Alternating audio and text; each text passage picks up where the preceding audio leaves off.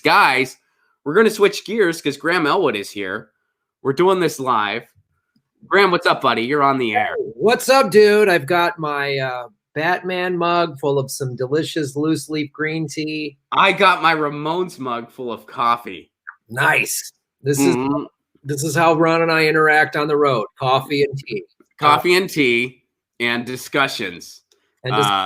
Usually around this time of day too, because if it's like earlier, I'm usually still asleep and you're doing the driving. And then when I wake up, we talk about stuff. Guys, welcome the political vigilante Graham Elwood to the show. I talked about Tulsi some already, but I didn't talk about it extensively because I knew you wanted to talk about it. So I'll get your thoughts first, man. Tulsi endorses Joe Biden. What do you think? I mean, I think it's great. Joe Biden is the one. She's unifying the party. I'm thoroughly disappointed. And, I was just texting with Jimmy about this. And, first of all, this is sort of, I don't respect this decision from her at all. And I don't either. I don't at all. I mean, you sit there, you can't say you're against regime change wars and vote for the guy or endorse the guy that helped put you in the Iraq war, Tulsi, and then helped take us go from 2 wars to 7. And also you can't, I don't know how you vote for a guy that clearly has dementia. Like I just, even if you think Joe Biden was the best vice president ever, and you think the Obama years were flawless, I don't know how you vote for a guy that clearly his memory is not all there. It's just not all there. So there's that. And what it also shows is, like, we've been kind of screaming about this for a while, is Bernie, if he started, she kept defending Bernie at every turn, and then Bernie would just kind of shun her. He wouldn't bring her into the fold. He wouldn't I wish he would have given a better olive branch, because again, I mean, I really wanted to see that ticket. I think that ticket would have crushed Trump. I mean, she appeals to the types of voters that you need to get to beat Trump. So, that joint ticket would have been, I mean, that's the most disappointing part to me. I'm not, politicians, I trust them as far as I can throw them. Right. I don't know what she's gaining by this, really, because the establishment has been so horrible to her. Like, I don't know what she's getting out of it, but I don't know what goes on underneath the hood. I have no clue. So who knows?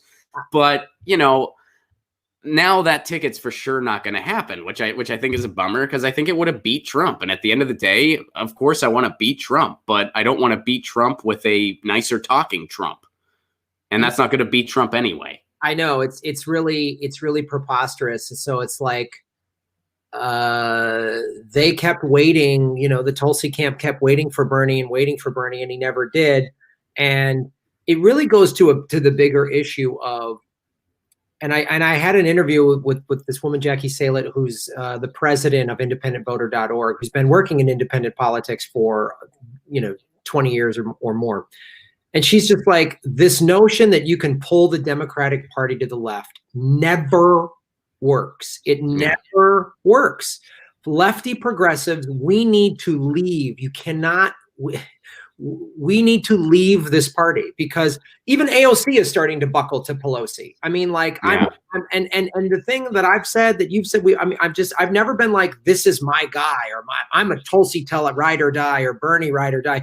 Because it's at some point, especially after what happened Tuesday. Now, not for her to say, Tulsi to say, well, Tuesday is the writing's on the wall. Half the population didn't go out and vote because we're in a pandemic. Ohio moved its primary. The Democratic Party's been cheating left and right, and Bernie won't call that out. So this party, I mean, it's a matter of time before Bernie goes, my friend Joe Biden is our best chance to beat Trump. And it's like, right now, what Trump is doing in the middle of this pandemic is he's actually offering things that Obama should have done during the financial crisis. Oh, it's unbelievable. It's unreal. It's unbelievable. Trump is actually calling, which, by the way, I mean, it was, people like Tulsi Gabbard were talking about an emergency UBI first. I mean, even Andrew Yang was mentioning it. And meanwhile, the establishment Democrats are talking about low interest loans for small businesses. And Trump actually wants to put money in people's hands. It's unbelievable. It's like upside down land, dude. It is so. And by the way, and now people like Trump is coming off smelling like a rose simply for calling for the most basic of things you would try to do during a pandemic like this. Yeah, it's crazy. So Trump is suspending foreclosures and evictions and wants to until the end of April. Yeah. And wants to send direct payments to desperate Americans. Is like, and Pelosi is blocking UBI and emergency UBI. Like there's an article in I just saw in where is it in Common Dreams. Common Dreams did a thing. How she's not. They're like. And then the fucking dumb the vote any blue will do people are the neoliberals are they have their sense of history and their willingness to acknowledge it goes back about 9 minutes. Like they have the memory of a fucking goldfish. It's all those mimosas, man. It's just, they just want to go back to brunch and not dealt with anything. They don't care that Biden set the Middle East on fire with Obama. Had Obama done what Trump is saying he's going to do now,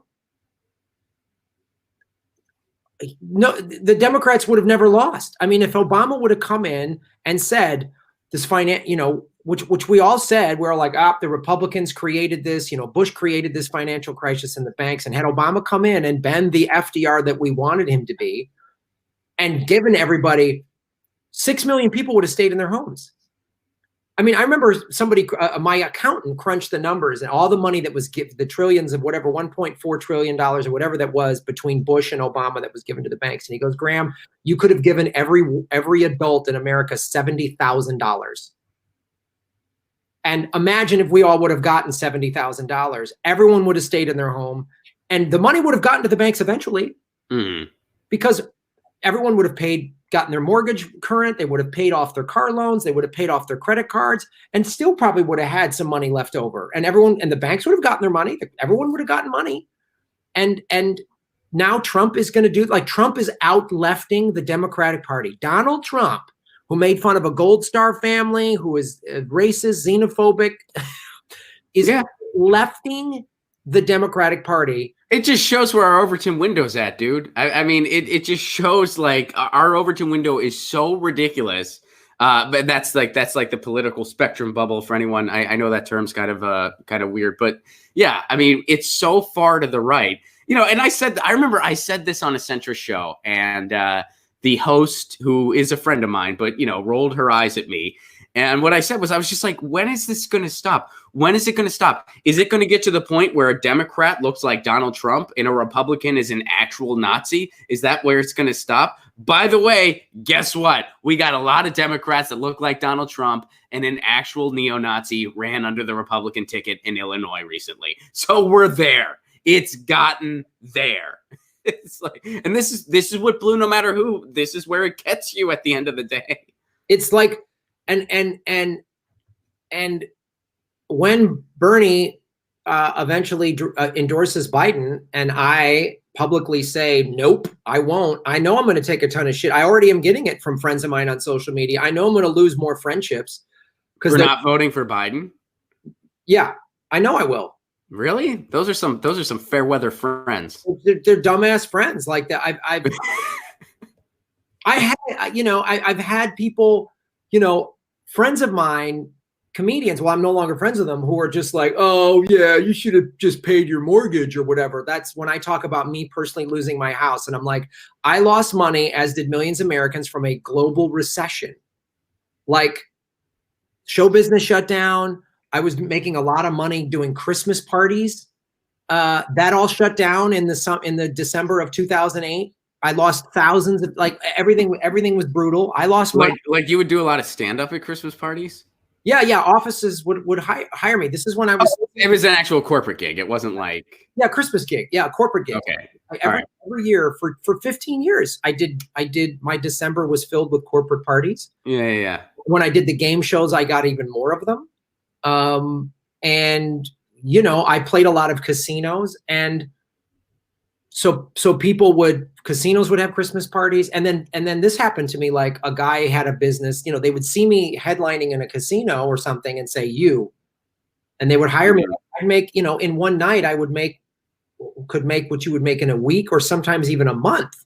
Yeah. And that all dried up. And, now this is going to be even worse. I mean, the stock market's nosediving. No one can pay any bills. We're going to have to infuse trillions of dollars in socialism, in democratic socialism. I know. How about that? And the Democrats are going to offer good, solid Reagan-era Republican solutions. And Trump, it's mystifying to me. And what's also mystifying is Bernie, this was his opportunity. And we talked about it Sunday on my show after the debate. He should have stepped up and said, see my social programs that I've been talking about, my democratic socialism. I'm not talking about Stalin. I'm talking about we need to take care. He missed his opportunity. It's like, I'm telling you, as soon as Bernie says, oh, Joe Biden, my friend, he's the best to beat Trump, my first video is going to be, is Bernie controlled opposition? Because there is a clear history, because the left, and the labor left, the real left, not the rainbow flag wrapped around the Goldman Sachs, not the fakey left, but right. The real labor progressive left is the biggest threat to the ruling class and always has been, right? So, well, I think the biggest lesson here, and you can't point your finger at one person and be like, oh, it's all there, like oh, it's all Bernie, it's all Tulsi. It's like, no, the Democratic Party is a graveyard for progressivism. It's a graveyard for a shift in the status quo. And it's just not going to happen that way. It just isn't. And you know what else? Like we need to abandon the idea that some elected official is going to lead a movement. That's never really happened in United States history. To my knowledge, I can't think of a time where that's happened. And it's not going to happen this time. These people, oh, Bernie Sanders is going to start a new party. He's not. Tulsi Gabbard's going to start a new party. She's not. AOC won't. AOC won't. Ro Khanna won't. Like they're not. They are in there. Once you have that D by your name, I don't care what your ethnicity, I'm the first of this. I'm the first ever of this group to be a first ever first. It's all just token identity politic scoreboards. And it will not change the power structure of these two corrupt systems. I mean, the old thing that Nader said, I'd actually just like a second party, and it's never going to happen. And the left, who loves to mock, conservative voters for voting against their own interest, actually go out of their way to vote against their own interests at every turn. And it's just, it's mystifying to me. And what we've said, the progressives need to act the way the Tea Party did, in the sense that we're leaving. We're leaving. Not you better do what we want, or okay, fine. Because I mean, nowhere else in any relationship, if you worked at a job where they kept mistreating you and paying you shitty money, and you kept threatening to quit, and you never did, yeah, or you were, they would this fucking guy's not going to quit, and he's like, oh, in the job market, there's no good jobs out there, so you better stay. Where are you gonna go? Where are you gonna go? Where are you gonna go? Where you go? Where are you gonna go? You're in a terrible relationship. Well, look it out. Where else you gonna go? Who else? Well, you're right. I'm staying. Yeah, and this is what people refuse to understand, and they're screaming like Trump's. Everything they're saying about Trump, I heard this about George Bush. I heard this about Bob Dole when I voted third party in 1996. Mm-hmm. I voted for Clinton in 92, and I was like, fuck, this guy's a Republican. NAFTA, jailing black people. I don't like this guy at all. The saxophone didn't sway you? Nah, the saxophone. Really? And I was just like, no. And all my friends were like, Graham, if you vote, like, it's at every turn. I mean, the Democratic Party is the Washington Generals, that team that is paid to lose to the Harlem Globetrotters. Yeah, totally. Every night, the audience goes, "Oh my God, there was actually confetti in the bucket. Oh, no way. Who saw that coming?" They didn't actually shoot the foul shot, and the ref didn't do anything. He put his ball under the thing, and they didn't know it. How did that happen? We gotta elect different Washington Generals to play. Yeah, it's like Krusty the Clown in The Simpsons, who like lost. He goes, "I bet the Washington Generals, they were due. They were due." That's neoliberals, man. And so, well, that's not, like, a lot of times when I see like a lot of political commentary and stuff like that, I'm like, man, it's almost like people are like, they don't realize that the professional wrestling match isn't real. Like they don't realize that it's fake, and you're just like, this isn't real. Like, none of this is real. They're arguing over Trump's tweets. It's not real. This is not real. The problem is there's a money party, there's a ruling class, and they're all in bed with each other, and we have a corporate takeover of our society, and that's what we're trying to break free of. That's what's really going on. All this like political theater between the R's and the D's, it isn't real. It's all fake.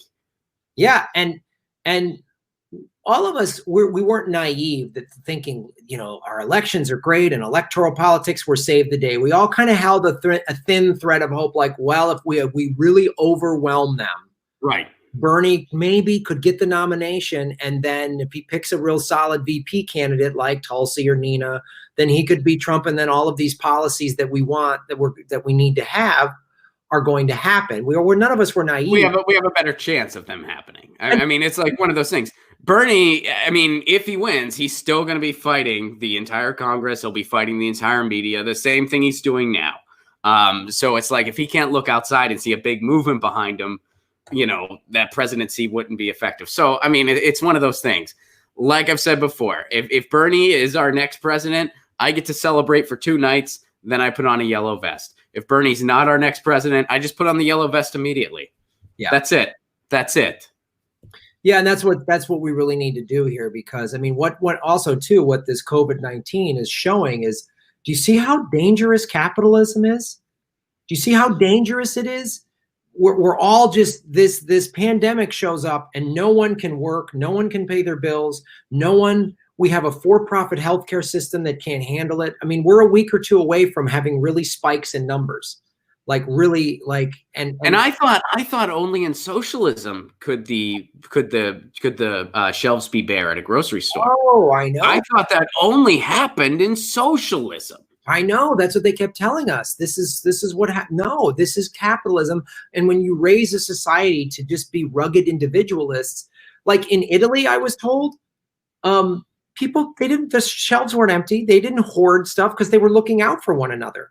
Yeah, well, they have a system in place now too. I mean, they have a system where it's like you have someone who's appointed the shopper for the family. Yeah. And I mean, yeah, like they're really, places that are kind of more communal in nature are definitely, definitely better equipped to handle this than the United States is. I mean, when you hear Donald Trump speak, I mean, the biggest takeaway is like, wow, we're really on our own. Yeah. You're on your own, man. Good luck. And he's just like, we're bigger and better and we're the best and we'll come back.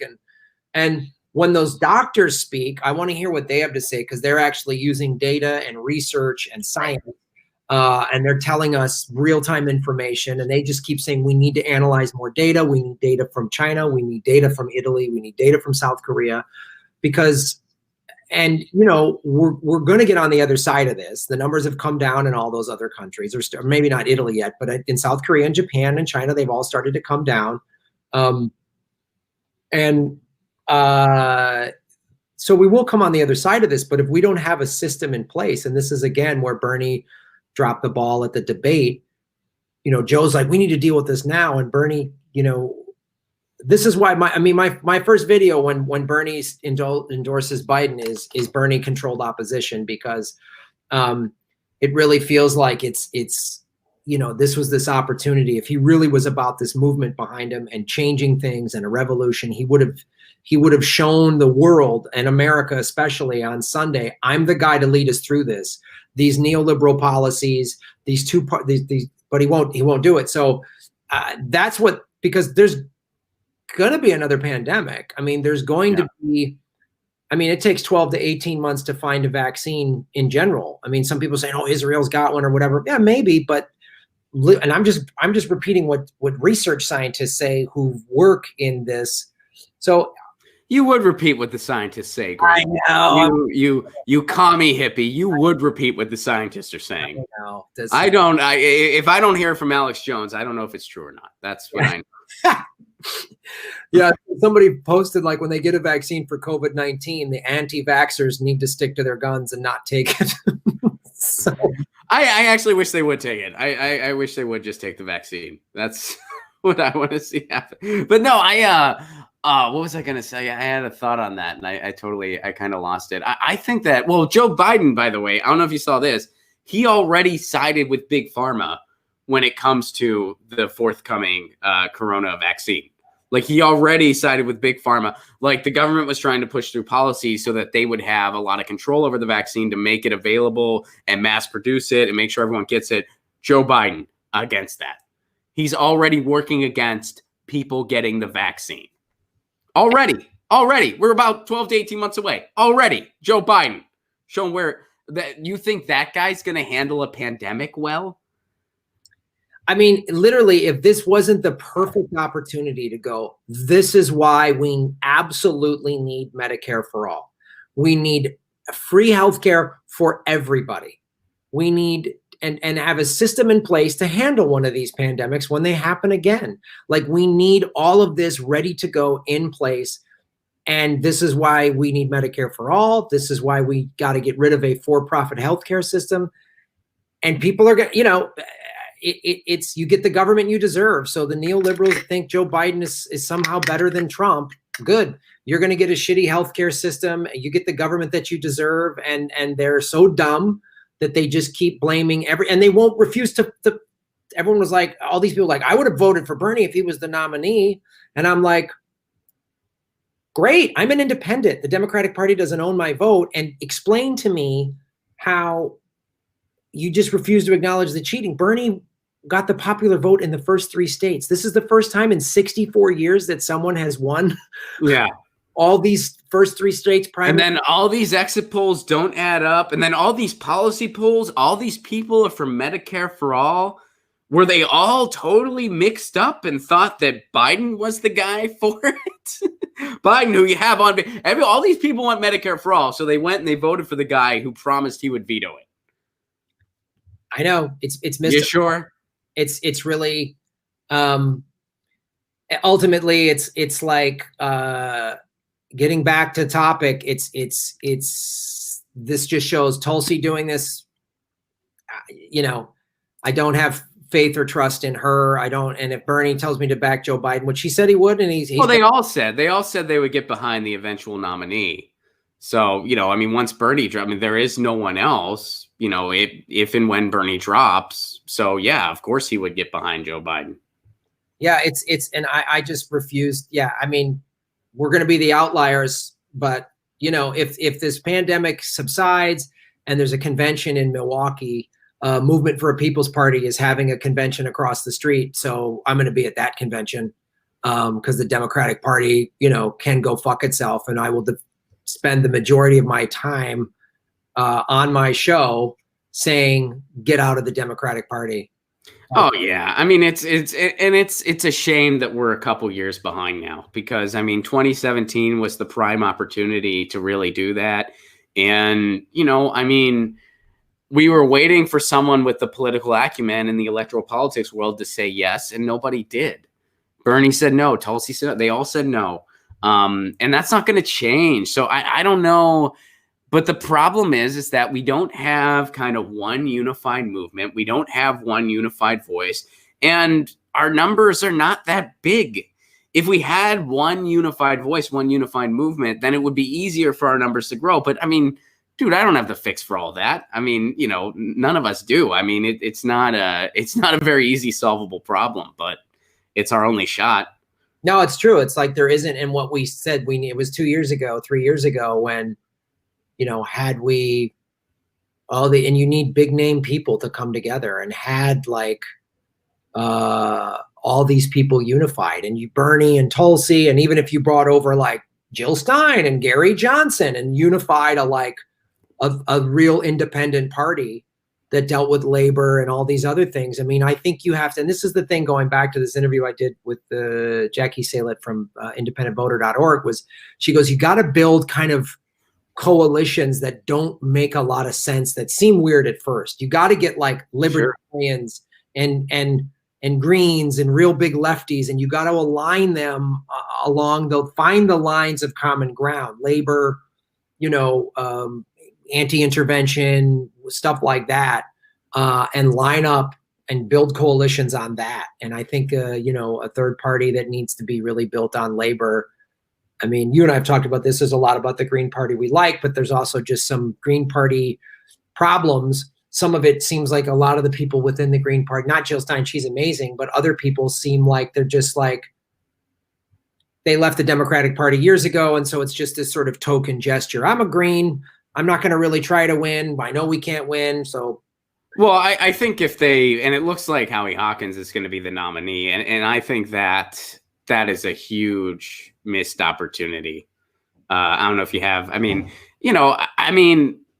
if Bernie gets cheated again, which it's not looking great. So, if Bernie gets cheated again, Biden is the nominee, then you're going to have a whole new generation of people, and even more people than from 2016, who are looking around going, what is our answer here? What is our solution?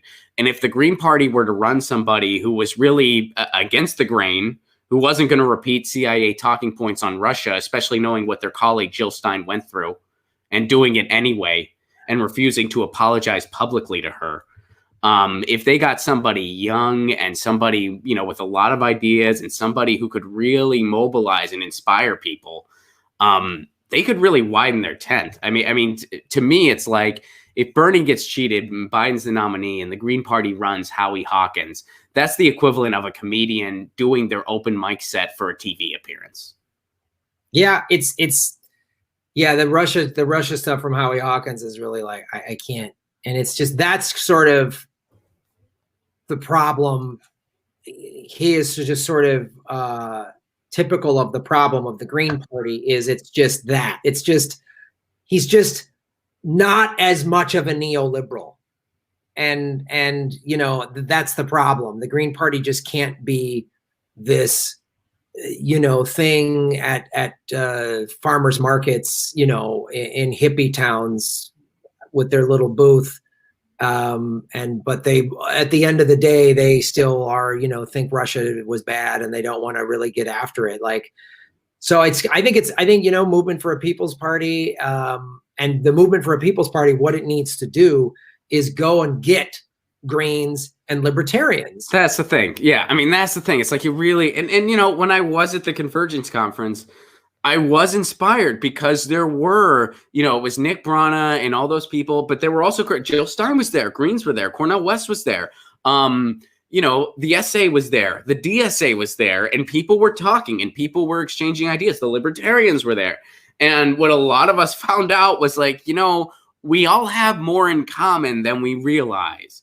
And we all want to see an end to the money party. And we want to see the end of the corporate takeover of our politics. And we're all we got to make that happen.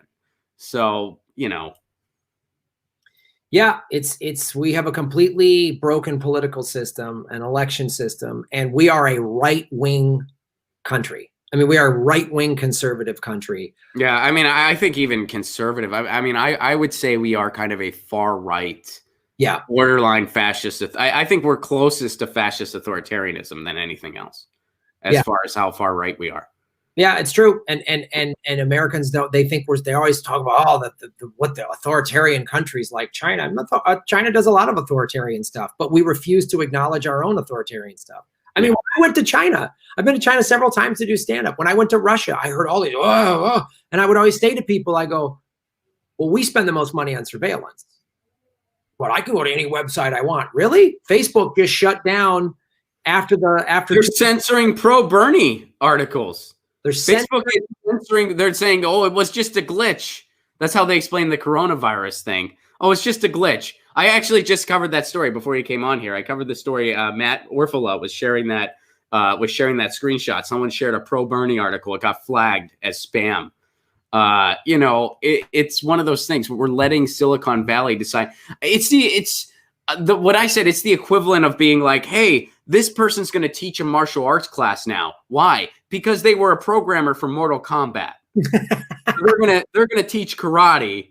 Just like, oh, this person's going to decide what is and isn't free speech. Why? Well, because they're a programmer at Facebook, and that's where people post ideas. So they know what is and isn't free speech now. They're qualified to do that.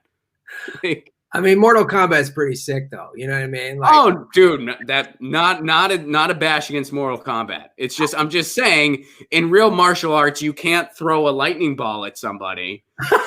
So I don't know if is there somebody who is a programmer by day and also a martial artist by night? That's very possible, but that's not guaranteed, is what I'm saying. Right. One does not scratch the other's back.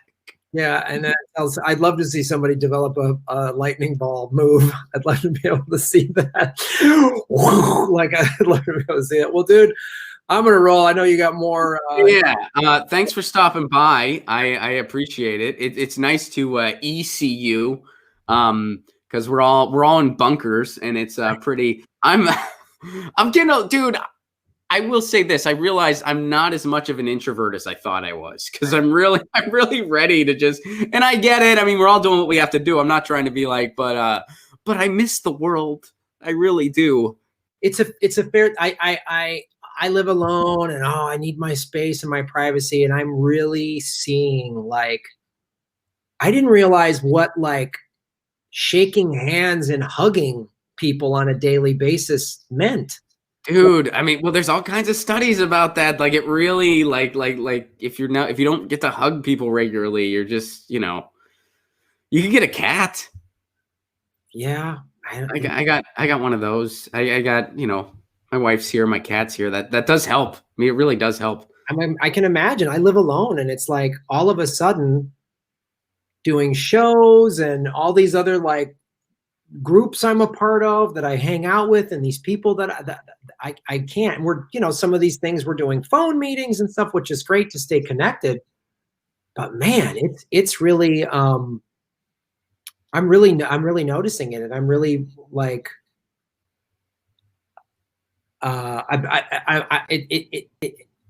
like I'm doing yoga, I'm going on bike rides when the weather's nice. It's supposed to be nice this weekend. I'm going to try to get out and surf with a buddy. But man, it is hard. I bet you a lot of people are going to, like, fall in love and get in steady relationships after this thing fucking ends. Right. It's really like, man, I don't want to go through another apocalyptic scenario alone in my apartment with, just nothing but Batman stuff. Well, do you think, like, at the end of this, we can, do you think we'll come out of this, like, a little more kind of like, hey, we're all in this together, and let's start behaving like a community a little more? I mean, do you think, because like I was talking to my wife about this, and she's like, I don't think humanity will ever quite be the same after this, like, as we know it. And I think she's right, but I'm thinking, yeah, but maybe it could be a positive turn. At least I got to hold on to that hope. Do you think there's a chance at that? I do. I hope so. I think everyone's really realizing, we live in this virtual world, and everyone's on their phones, and everyone's realizing, man, we actually need interpersonal contact. We really need it. And not going, I mean, bars are closed, sporting events, like all these things that are sort of like, I don't drink, I don't hang out in bars, but like going to sporting events is a thing I love doing. Live music is a thing I love going to.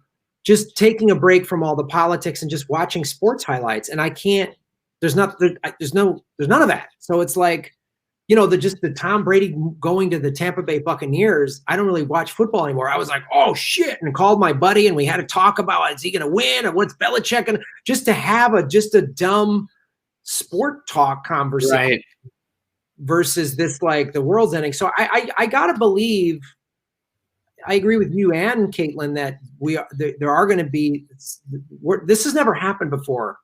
The last time a pandemic like this happened, we weren't this global connected electric society. Right. Right. Where you sent a letter and it took 3 weeks. There was no phones. There was none of that stuff. So everyone was a little community, and the whole world was affected by the Spanish flu, but not the way we are now. So I'm really hoping, people realize how interconnected we are. Americans are definitely realizing, boy, we need social programs. We need free healthcare. We need to stop giving banks money. So I'm hoping that people realize how much we do need each other, how much we are interconnected, because there's going to be more of these, and many of them are going to have more of even a climate change aspect to them. Look what happened in Australia. Look that was the worst we've ever seen. Fire tornadoes. We're getting a bunch of rain here in California. If we have a dry summer and a dry fall, we're going to have a horrific fire season and a pandemic and a global financial crisis. Like, we're going to have to really face all of the collapses of this capitalist, globalized, neoliberal, money-first society. And maybe it'll be the thing that wakes everybody up. I don't know. I mean, because if not, yeah, I mean, no, I'm with you, man. I mean, I don't think it's going to be like just a huge, complete cultural shift. I mean, I would love it if that was the case, but I guess I can't be that optimistic. But what I am hoping for is that it nudges us into a much better direction, that it nudges us where it's like, the idea of everybody having healthcare where other countries figured this out so long ago, it's time. And I mean, I think it already is doing that. The idea that we need to put humans first, that we need to kind of have, like, it shouldn't just be centered on profit. I mean, and you still see the headlines where it's like, it's going to be about 1 trillion to help people. No one cares. No one cares about that. They want to know what you're going to do to help people through this thing. They're worried about their families. They're worried about their friends. They're worried about society. They want to live and participate in society. And you know what? No matter how rich you are, if society's shut down, it's shut down for you too. And I think that, like, people are going to start to see, it shouldn't be profit above all else. We should focus our economies on giving a quality of life to people first and foremost. And then, of course, we can have businesses, we can have all that stuff. That's fine. We can have markets. That's fine. But, workers need to be treated right so that when something happens, they're not, facing the worst. We need to make sure everyone can go to a doctor, because that's good for all of society. When a pandemic breaks out and part of your populace can't go to a frickin' doctor, that hurts everybody. So, that's what I'm hoping for. No, you're right, because everyone's seeing how interconnected we are. I mean, Amazon just hired 100,000 new part-time employees. They're paying them $17 an hour. Some billionaires are like paying their employee. Mark Cuban said he's paying his staff and all the people that work at the arena where the Mavericks play. He's going to be paying them. We should not be calling any of these billionaires heroes for doing the right thing, no. But they're all fucking illegal pieces of shit. But what we're seeing, everyone's going, wow, when everything's shut down, we are all connected. I can't just go through this world alone and make mine, and I got mine. I can't do that. Like, and the hoarding, people are going, I was at the grocery store by me 2 days ago, and there was only 2 things of almond milk left, right? And I said, and he goes, those are the only 2 left. I go, I'm going to just take 1 because someone else might need this. And he goes, yeah, man. I go, they were doing it in Italy. He goes, we need to do this everywhere. We got to help. He's at the store. So he saw people come in and push and shove and hoard. And he's just like, I have an elderly couple that lives in my building. And I just say hi to them in the hallways. I'm not that close to them. But yesterday I said, hey, do you guys need anything? Are you good? He's like, no, we went to the store. My grandson's here, but thanks for asking. And like, everyone needs to do that. And in that, everyone's going to realize, because if the outbreak, if America still spikes, all of our hospital beds are going to be taken up. And so people are going to have to be like, I just know if I get this, I'm healthy. And the doctor said, if you just have some of the symptoms, just stay home and go and ride it out, get yourself healthy the way you would with a cold. If you can't breathe and it's really severe, then I'll go to the doctor. But part of it's like, if I get sick and I'm healthy and I can just, get over it the way I would a regular cold or flu, it's bad for society if I go to the hospital because I'm taking up a doctor and a bed for the elderly person or the person with the pre-existing immunocompromised system or anything. So we all have to think in those terms, like, and maybe we'll come out of it a better society. I hope so, because America especially is pretty selfish, pretty me, make that money. We're bred to be that, we're taught that. And I'm hoping, especially the young people who, many of whom voted for Bernie Sanders, many of whom are openly socialist or democratically socialist. And they're just like, Jesus, capitalism blows. And I don't want to be a part of this anymore. I hope because it's their society in the future. And they're the ones that are going to have to live in an apocalyptic nightmare if we don't fix climate collapse. And, this is just a bad flu, and it's bad. And, but we'll get through it. What if there's one that's just like 20% of the people who get it it's lethal? What if that pops off? Like, and it can. So we need to really work together and figure this out and think about the we rather than the me. And hopefully that's what this will do. Amen, man. Well, right on. Well, Graham, we'll be in communication, man, because we got a lot of stuff to figure out. Yep. I'll be talking to you. Yeah, give me a call later.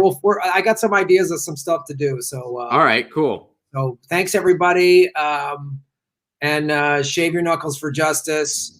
You can find Graham at youtube.com/Graham Elwood, the political vigilante. And you know us. We'll be collaborating often and all the time. Graham, thanks for stopping by, man. Thanks, brother. Bye, buddy. See you and Caitlin. Will do. Peace. Later. Get your news on with Ron. Don't you want to know what's going on? We're getting our news on today. Get your news on with Ron. Don't you want to know what's going on? We're getting our news on today. You can tweet me an article at Ron Placone. We'll go through it together and